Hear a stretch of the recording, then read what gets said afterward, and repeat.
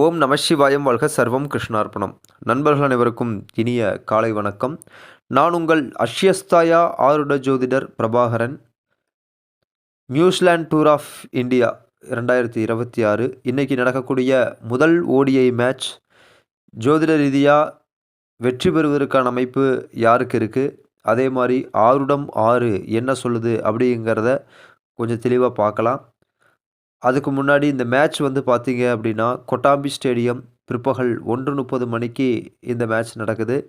பஞ்சாங்க அமைப்பு பிரகாரம் பார்த்தீங்க அப்படின்னா, அஷ்டமி மற்றும் நவமி திதியில சித்திரை நட்சத்திரத்தில முழு சித்த யோகத்தில நடக்கக்கூடிய இந்த மேட்ச் ஏறக்குறைய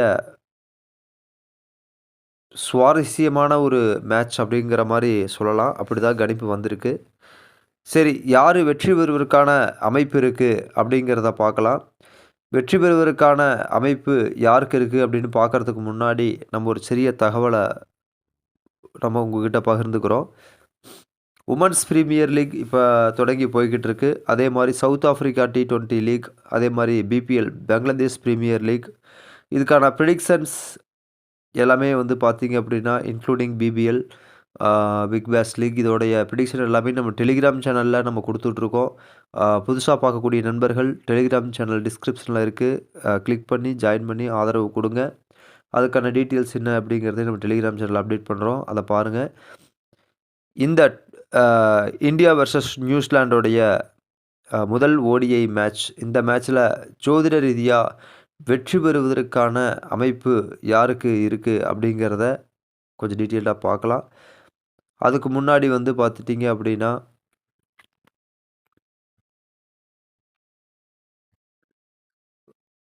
இந்த மேட்சை பொறுத்தளவுக்கு போத் ஆர் ஈக்குவல் பவர், அதாவது 50-50 அப்படிங்கிற மாதிரி இருக்குது. ஆனால் இருந்துட்டாலுமே கூட நம்மளுடைய ஆருட கணிப்பு அப்படிங்கிறது என்ன வருது அப்படிங்கிறத கொஞ்சம் டீட்டெயிலாக பார்க்கலாம். அதாவது இன்னைக்கு பொறுத்தளவுக்கு வந்து பார்த்தீங்க அப்படின்னா, சேசிங் பண்ணக்கூடிய அணி வந்து வெற்றி பெறக்கூடிய அமைப்புங்கிறது இருக்குது. அதே மாதிரி நம்ம கொடுக்கக்கூடிய கணிப்புகள் சிறு மாற்றங்கள் ஏதேனும் இருந்துச்சு அப்படின்னா, நம்ம டெலிகிராம் சேனலில் அப்டேட் பண்ணுவோம். 100% நீங்கள் டெலிகிராம் சேனலில் ஜாயின் பண்ணிக்கங்க. சரிங்களா? சில டைம் வந்து நம்மளால் வீடியோ போட முடியாத ஒரு சூழ்நிலையில கூட டெலிகிராம் சேனலில் நம்ம டக்குன்னு வெளியே எங்கேயா இருந்தோம்னா கூட நம்ம கணிச்சு எடுத்துட்டா கூட போட முடியாத சூழ்நிலைப்போ டக்குன்னு டெலிகிராம் சேனலில் நம்ம அப்டேட் கொடுத்துருவோம். ஸோ அதனால் வந்து டெலிகிராம் சேனலில் கண்டிப்பாக சப்ஸ்கிரைப் பண்ணிக்கோங்க. இந்த மேட்சை பொறுத்தளவுக்கு 50-50. சரி, ஆருடம் 6 என்ன சொல்லுது அப்படிங்கிறத பார்க்கலாம்.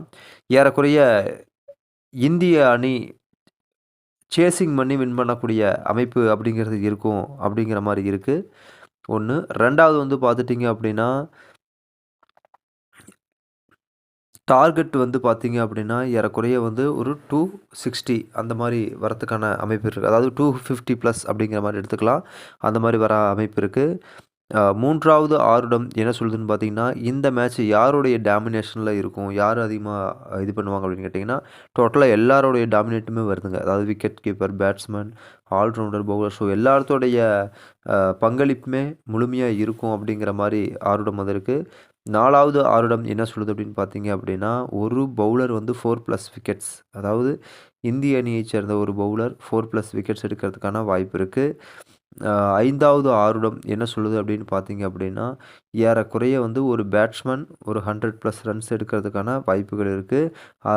அது மட்டும் 2 பேர்த்துக்குமே ஈக்குவலாக இருக்குது. ஸோ இந்திய அணியிலும் இருக்கலாம், அல்லது நியூசிலாந்து அணியிலும் இருக்கலாம், இல்லை 2 அணிகள்லையுமே இருக்கலாம்.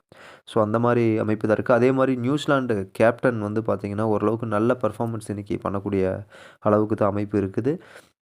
பார்க்கலாங்க என்ன நடக்குது அப்படிங்கிறத பார்க்கலாம். அதாவது ஆருடம் 6 இது என்ன சொல்லுதுன்னா, மேட்சோடைய ஃப்ளோ எப்படி இருக்கும் அப்படிங்கிறத சொல்லுது. இந்த மேட்சோடைய ஃப்ளோ எப்படி இருக்கும் அப்படின்னு பார்த்தீங்க அப்படின்னா, ஏறக்குறைய முதல் பேட்டிங் பண்ணக்கூடிய டீம் வந்து ஃபஸ்ட்டு ஒரு 1/2 மணி நேரத்துக்குள்ளேயே ஒரு 2 விக்கெட் அப்படிங்கிற மாரி விட்டு, அதுக்கப்புறம் போராடி வந்து கடைசி நேரத்தில கொஞ்சம் ரன்ஸ் அதிகமா அடிச்சு ஒரு 250 அப்படிங்கிற மாரி கொண்டு வரதுக்கான அமைப்பு இருக்கு.